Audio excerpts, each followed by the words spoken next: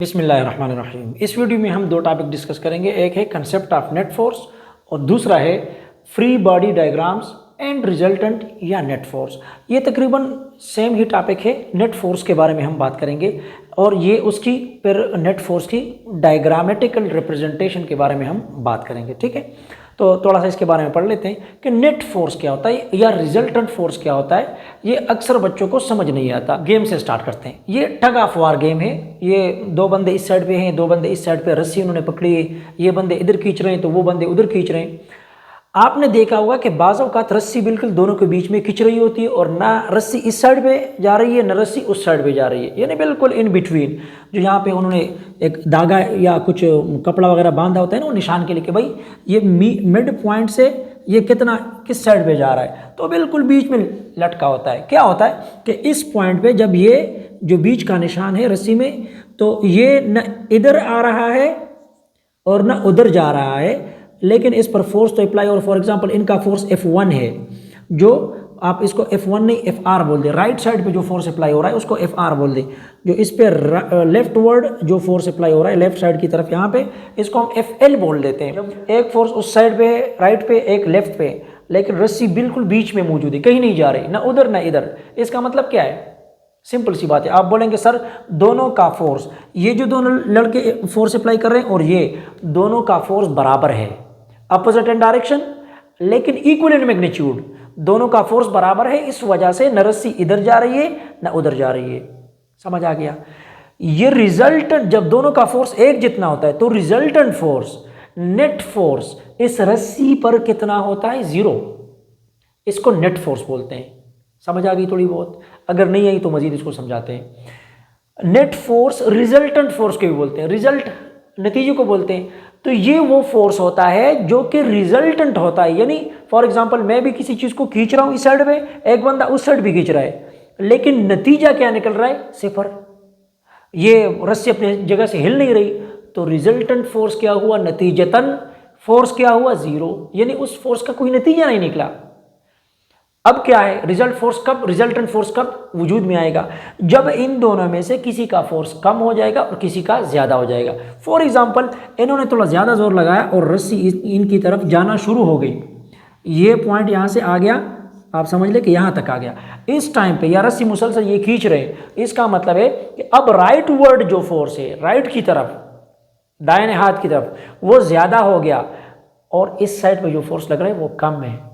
तो जितना फोर्स ज्यादा हो गया उतनी रफ्तार के साथ ये रस्सी उस तरफ जाना शुरू हो जाएगी। ठीक है, सो इसको रिजल्टेंट नतीजा, यानी जिस फोर्स का नतीजा आपको सामने नजर आ रहा है कितना है, वो कितना फोर्स है, कम है ज्यादा है, हो सकता है, इसको रिजल्टेंट फोर्स बोलते हैं। ठीक है, इसकी बहुत सारी मिसालें और भी हैं। ठीक है, मैं बोर्ड को धक्का लगा रहा हूं, बोर्ड भी मुझे धक्का लगा रहा है। अब नतीजा क्या है कि बोर्ड अपनी जगह से हिल नहीं रहा, क्योंकि मैं जितना फोर्स लगा रहा हूं उतना ही फोर्स वो भी लगा रहा है, दीवार उसको धक्का दे रही है, लिहाजा बोर्ड अपनी जगह पे खड़ा है। मेरा फोर्स बहुत ज़्यादा बढ़ गया जो मैंने अप्लाई कर रहा हूँ बोर्ड पर, तो दीवार समेत ये बोर्ड गिर जाएगा। यानी मेरा फोर्स जो है उसका रिजल्टेंट आ जाएगा, उसका यानी एक नतीजतन फोर्स आ जाएगा। ठीक है, इसको रिजल्टेंट या नेट फोर्स बोलते हैं। आसान सी बात है। ठीक है, तो आपको समझ आ गई होगी इंशाल्लाह। अब इसको हम थोड़ा सा बात करते हैं कि क्या इसके फ़ायदे क्या है, क्यों हम नेट फोर्स की बात करते हैं। ठीक है, हम जब भी बात करेंगे कोई भी मोशन हो, एक्सेलरेशन हो, जब पैदा होती है उसके लिए हमें नेट फोर्स की ज़रूरत पड़ती है। ठीक है ना। वैसे अगर आप देख लें तो ये मार्कर अगर हम टेबल पर रख लें या ज़मीन पर रख दें तो ये कोई मोशन नहीं करेगा, ये पड़ा रहेगा। ज़मीन इसको खींच रही है लेकिन ये पड़ा रहेगा। क्यों नहीं मोशन कर रहा? ज़मीन तो खींच रही है तो क्यों नहीं जा रहा? क्योंकि अभी मेरे हाथ ने या टेबल ने इसको ऊपर की तरफ धक्का देना शुरू किया। ये नीचे की तरफ जोर लगा रहा है तो टेबल उसको ऊपर की तरफ धक्का दे रहा है। तो ये दोनों फोर्सेज, ग्रेविटी का फोर्स और टेबल का फोर्स, वो आपस में इक्वल है, बराबर है।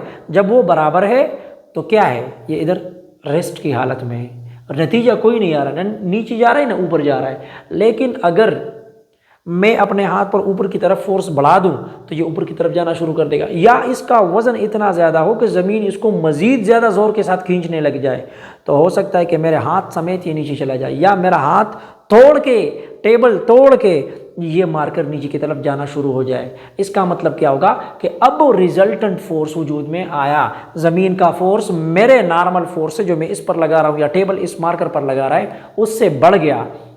सो उसके नतीजे में जो रिजल्टेंट फोर्स आया उसके नतीजे में बॉडी ने मोशन स्टार्ट किया। ठीक है, so that is the concept of resultant force.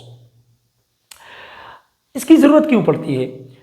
जो नेट फोर्स होता है that determines the balanced and unbalanced force, के भाई जितने भी फोर्सेस किसी ऑब्जेक्ट पर एक्ट कर रहे हैं, काम कर रहे हैं, उसको खींच रहे हैं या धक्का दे रहे हैं, वो आपस में बैलेंस्ड है कि बैलेंस्ड नहीं है, वो कौन तय करेगा?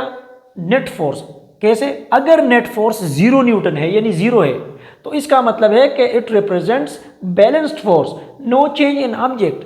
जिस तरह रस्सी के बारे में मैंने बताया कि जब नेट फोर्स 0 हुआ तो ये रस्सी अपनी जगह पे खड़ी थी, देयर वाज नो मोशन। ठीक है ना, समझ आ गई आपको बात? सो यहाँ पर जब रस्सी खड़ी थी अपनी जगह पे बिल्कुल मिड पॉइंट पे और मोशन नहीं कर रही थी, तो इसका मतलब क्या था कि नेट फोर्स जो हमारे पास आ रहा था वो क्या था? 0 था। एफ नेट, इसको नेट बोल दे, NET।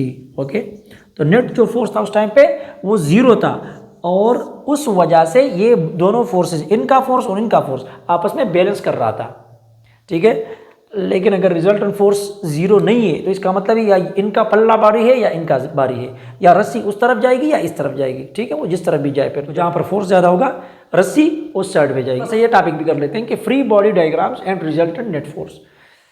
हम जब भी डायग्राम बनाते हैं ना, जिस तरह मैंने पहले बताया कि हम फोर्सेस को समझने और उनके इफेक्ट को समझने के लिए डायग्राम बनाते हैं, तो जो डायग्राम बनाते हैं ना उसको हम एरो के साथ रिप्रेजेंट करते हैं। अब ये क्या बात बोल रहे हैं? ये बात बोल रहे हैं कि जिस तरह हमने नेट फोर्स की बात की, अगर हम कोई डायग्राम बनाए, फॉर एग्जाम्पल मैं एक डायग्राम बनाता हूँ, एक ऑब्जेक्ट ये मास m है फॉर एग्जाम्पल, ठीक है, और इस पर यहाँ से फोर्स अप्लाई हो रहा है। ठीक है,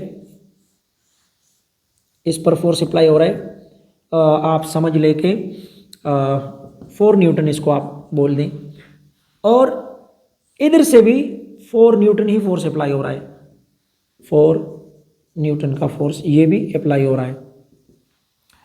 अब यहाँ पे बात लिखिए कि एरो डायग्राम कॉमन स्केल, यानी इसका मतलब ये कि जब आप डायग्राम को एरो वाला डायग्राम बनाएंगे, एरो के जरिए से रिप्रेजेंट करेंगे, यानी डायरेक्शन ऑफ फोर्स को रिप्रेजेंट करेंगे, तो उसमें आप ये खास ख्याल रखेंगे फिजिक्स के अंदर कि आप एरो की लेंथ को इतना रखें जितना कि मैग्नीट्यूड ऑफ फोर्स है। ठीक है, और उसका डायरेक्शन भी सही होना चाहिए। ठीक है ना, फॉर एग्जांपल ये 4 न्यूटन फोर्स ये खींच रहा है और 4 न्यूटन फोर्स यहां से धक्का दे रहा है, लेकिन दोनों का डायरेक्शन सेम है, दोनों का डायरेक्शन सेम है। Very good. यहां पर आप देखें इसका जो लेंथ है तकरीबन इसका भी लेंथ वही है। ठीक है ना, ऐसा ना हो कि ये भी 4 न्यूटन है, ये भी 4 न्यूटन है और उसको आप यहां तक बना दें। अब ये तो बंदा बोलेगा यार ये 4 न्यूटन है तो ये तो फिर 2 न्यूटन समझ आ रहा है। ठीक है ना, तो ये जो कॉमन स्केल की बात की है ना, तो आप जब बनाएंगे तो अंदाजे से या बिल्कुल स्केल से बिल्कुल एक्यूरेट बनाएंगे कि उसमें कोई गलती ना हो।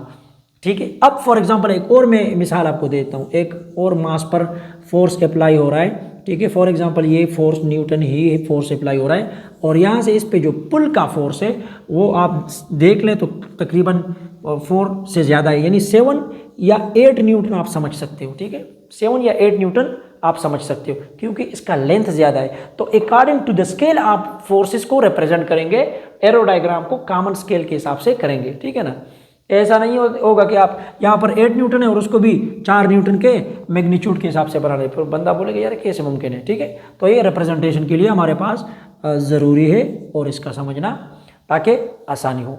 नाउ एक और बात मैंने की कि parallel forces will be added, जब भी दो फोर्सेस सेम डायरेक्शन पर किसी ऑब्जेक्ट पर काम कर रही हैं, अप्लाई हो रही हैं। ठीक है, इसको धक्का मैं दे रहा हूं इस डायरेक्शन में और उधर से भी कोई बंदा इसको खींच रहा है या दूसरा बंदा भी धक्का दे रहा है, व्हाटएवर, लेकिन मेरा फोर्स और दूसरे बंदे का फोर्स इस ऑब्जेक्ट पर सेम डायरेक्शन में अप्लाई हो रहा है। तो इसका मतलब क्या है, जो हमारा फोर्स इस पे आएगा रिजल्टेंट उसको ऐड करके आएगा वो। ठीक है ना, फॉर एग्जांपल मैं आपको इधर बताता हूँ, ये डायग्राम कैसे बनेगा, फिर ये बन जाएगा, इधर हम इसको कर लेंगे 8 न्यूटन, क्यों 4 न्यूटन ये हो गया और 4 न्यूटन ये हो गया, इसको हमने एड अप किया तो टोटल फोर्स क्या बना, नेट फोर्स। नेट फोर्स हमारे पास 8 न्यूटन आया। ठीक है, तो ये बात ध्यान में रख लें, जब दोनों फोर्सेस का डायरेक्शन सेम हो तो फोर्सेस को ऐड करेंगे, सिंपल सा फार्मूला है, इसको आप ऐसे कर सकते हो कि F net will always be equal to F1 plus F2 plus F3, जितने भी फोर्सेस, 3 फोर्सेस 4 है जितने भी, लेकिन किसके लिए? अगर पैरेलल है तो उसके लिए। अगर हम एक और मिसाल कंसिडर कर लें, ठीक है, कि ये ऑब्जेक्ट है, इस पर मैं 4 न्यूटन फोर्स अप्लाई कर रहा हूँ, ठीक हो गया, और उधर से एक बंदा 4 न्यूटन फोर्स अप्लाई कर रहा है लेकिन अपोजिट डायरेक्शन में, ठीक हो गया। अब क्या होगा इस मास के साथ, इस ऑब्जेक्ट के साथ? कुछ नहीं होगा, क्योंकि ये 4 न्यूटन उस डायरेक्शन में और वो 4 न्यूटन इस डायरेक्शन में, ये आपस में कैंसिल हो जाएंगे। तो इसको आप सब्ट्रैक्ट करेंगे, नहीं 4 - 4 न्यूटन करेंगे, ठीक है। तो यहाँ पर हमने बताया कि एंटी पैरेलल या anti parallel forces will be subtracted. इसको आप ऐसे रिप्रेजेंट कर सकते हैं कि F net will be equal to F1 - F2 या F2 - F1, जो भी आप करना चाहते हैं इस तरह आप कर सकते हैं। उसका ये रिजल्टेंट या नेट फोर्स आपके पास इस तरीके से आएगा, ठीक है ना। 4 - 4 करें, अगर यहाँ से 6 न्यूटन है फॉर एग्जांपल, यहाँ पे फॉर एग्जांपल 6 न्यूटन फोर्स आपने अप्लाई किया है, ठीक है, और वहाँ पे 4 न्यूटन है, तो रिजल्टेंट क्या आएगा? अब हमारे पास जो रिजल्टेंट हमारे पास फोर्स आएगा वो ये F1 हो गया, ठीक है, F1, और ये F2 हो गया, क्या हो गया? F2। तो F1 से आप F2 माइनस कर लेंगे, F1 हमारे पास 6 न्यूटन है और माइनस 4 न्यूटन, तो 2 न्यूटन बच जाएगा, ठीक है ना। ये 6 न्यूटन से धक्का लगा रहा है, वो 4 न्यूटन से, तो 4 न्यूटन कैंसिल हो जाएंगे और इसका जो हिस्सा है 2 न्यूटन का वो रह जाएगा। लिहाजा इस पर जो नेट फोर्स इस डायरेक्शन में आएगा वो तकरीबन 2 न्यूटन ही होगा, ठीक है, 2 न्यूटन। और इसको हम रिजल्टेंट फोर्स भी बोल सकते हैं या नेट फोर्स भी बोल सकते हैं, ठीक है। तो यहाँ पर हमारे पास रिजल्टेंट कैसे आया? बाय सब्ट्रैक्शन, ठीक है। जब एंटी पैरेलल हो तो फिर हम सब्ट्रैक्ट करेंगे और जब पैरेलल हो तो फिर फोर्सेस को ऐड करेंगे। अब आप बोलेंगे सर अगर एंगल बन रहा है, ठीक है ना, कोई एक सिचुएशन हमारे पास आ जाता है कि फॉर एग्जांपल यहाँ पर मैं इसको कर लेता हूँ, अगर एक ऑब्जेक्ट पर मैं फोर्स अप्लाई कर रहा हूँ इस डायरेक्शन में, 4 न्यूटन का फोर्स है, वेरी गुड, और एक बंदा इसको पुल कर रहा है at some angle, with some angle, ठीक है ना, वो 6 न्यूटन के साथ इसको पुल कर रहा है, अब एंगल बन रहा है। अब क्या होगा? अब इन फोर्स को आप ऐड कैसे करेंगे? ये तो 4 न्यूटन इस डायरेक्शन में, लेकिन जो दूसरा फोर्स है वो तो तिरछा है, अब क्या होगा? अब तो सीधे सीधे इसको आप ऐड नहीं कर सकते हो, 4 + 6 नहीं कर सकते हो, इसका रिजल्टेंट जो फोर्स आएगा वो 10 न्यूटन नहीं आएगा, कम आएगा। क्यों? क्योंकि इस फोर्स का कुछ हिस्सा इस डायरेक्शन में, कुछ हिस्सा ऊपर के डायरेक्शन में।